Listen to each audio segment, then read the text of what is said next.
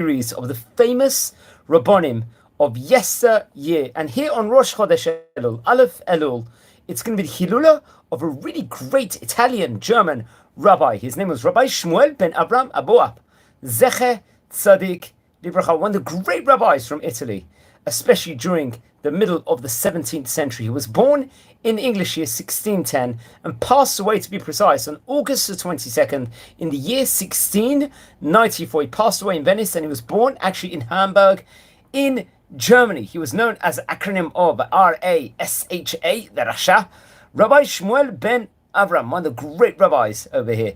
He was a Western Sephardic rabbi and a great Torah scholar also, and considered one of the greatest rabbinic sages of Italy. He would serve as an Av Bet Din, the head of a Jewish court in Venice. Venice had a very, very prominent Jewish community at the time, and he rose to great performance over there and to great prominence due to huge knowledge with regards to rabbinic literature and Torah literature in of itself. He is known for being an adamant opponent of the Sabbatian movement and an early supporter of the old Yishuv also, we must add on to. So let's explore some of the biography with regards to the great rabbi himself. So as we said before, he came from the famous Abuab family in Hamburg. I think at that stage in time they were in Hamburg. This great family in of itself was an old and distinguished Western Sephardic family. Originally they were actually from Aragon in Spain.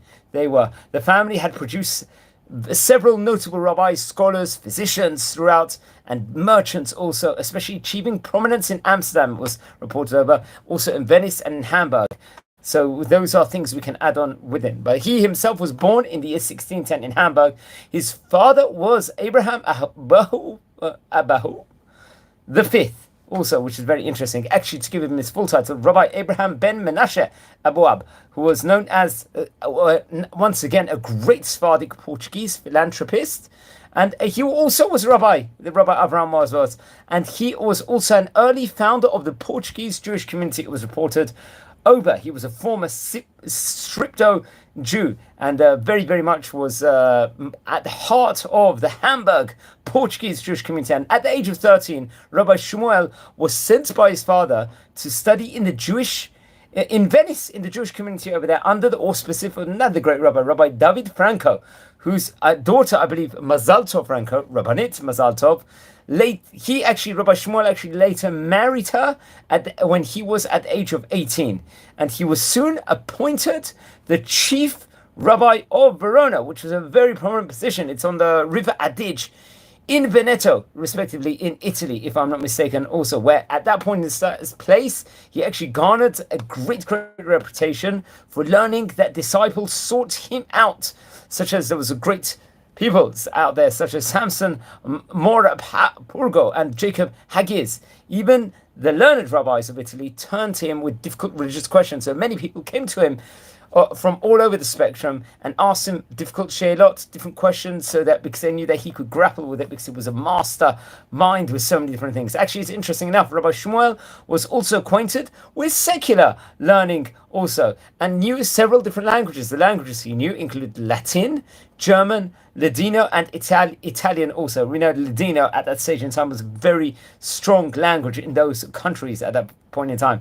And after he served in his tenure as a chief rabbi of Verona, he was then appointed the Av Bet Din, the head of the Jewish court of Venice, and I believe that was around the time period of 1650, and he became involved.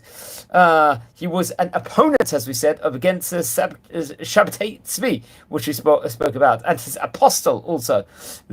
His apostle happened to be Nathan or Nathan of Gaza also, who confessed, apparently reported over to Rabbi Shmuel, that his prophecies concerning the messianic character of Shabbatai Tzvi were mere deceptions. It was reported over here. Rabbi Shmuel was also responsible for obtaining financial support from various different Jewish communities in Western Europe for the Jewish settlements in the land of Israel, particularly those in Hebron. Especially Hebron is one of the 4 holy cities of Israel, naturally along with Tiberias, with Tzfat, and also with Jerusalem also. And I believe in the year 1643, he collected funds for the ransoming of the Jews of a Kremsier that were taken captive by the Swedes. Unfortunately, all throughout Jewish history, we had this problem of kidnapping and all these atrocities happening to our nation with all these terrible things, anti-Semitism. It was reported over in his advanced age, Rabbi Shmuel actually became the victim of, unfortunately, suffered some misfortunes also. I think there was severe illnesses afflicted him, and there was domestic troubles also. It was a dispute, I think, also with the Doge, who reported over, who forced him to leave Venice, if I'm not mistaken. Doge, I think, was an elected lord and head of state, I think, which was based in various different city-states in Italy, especially in Venice, I would assume this would be. And he was forced to leave Venice. Probably this, once again, was anti-Semitic related. Only shortly before his death, he received permission from this person we call the Doge, D-O-G-E, to return to the city and to reassume his office. So he had a tenure where he couldn't go, but then he came back, which in his absence had been conducted at that point in time by his son. His son took over him while he was absent, and he himself, I think, later migrated to Hebron. He immigrated to Hebron also. Rabbi Shmuel passed away on August the 22nd in the year 1694. He was about 84 years of age, and he passed away in Venice. Afterwards, his son, Rabbi Jacob Aboab, became then the prominent rabbi, let's say, in Venice, and many of his descendants would actually eventually settle in Turkey. And we've spoken about Turkey before. What a great and strong Torah Jewish community it had over there. We've related over videos with regards to different rabbis, including Rabbi Chaim Pelagi, Rabbi Avram Pelagi, who very much were great rabbanim shortly after he had died, within the next 100 years circumstance, if I'm not circumference after he had passed away. Let's explore some of the great works he wrote, because he actually did write a lot of works. They provided important accounts of the atmosphere and day-to-day life of the 17th century Italian Jewry, which is very important and very good to know from a historical point of view. The first book I'll brush on was the Devar Shmuel, which naturally we call that the Words of Shmuel. It was widely considered to be Rabbi Shmuel's magnum opus, let's just say over here. The work was published, I believe, by his son in the year 1702. This was after he passed away. And it was published in Venice also. Remember, in Venice, I believe it had a very large printing house. It's an extensive responsa which discusses a variety of various different halachic issues. I believe the preface of the work is a biography and his ethical will to his sons, in which he tells his 4 sons to never pronounce carelessly the name of God, to be scrupulously honest in all the dealings, to never, let's say, to calumniate, to never give any other contemptuous appellation or nickname, to care for the education of the young, how important it is, and to attend synagogue daily. The work also has an appendix called the Zichron le Bnei Yisrael, which is an investigation of Nathan of Gaza also, which I mentioned about earlier on. There was another great book he also wrote, the Sefer HaZichronot, which was a book, naturally we call that Book of Remembrance in English. It was published also by Rabbi Shmuel in Prague, I believe around the year 1650, and the work contains 10 principles on the fulfillment of the commandments in hopes of inspiring the masses to observe the mitzvot and avoid transgressions that are usually underestimated also. I believe there was other works that exist in manuscript, if I'm not mistaken.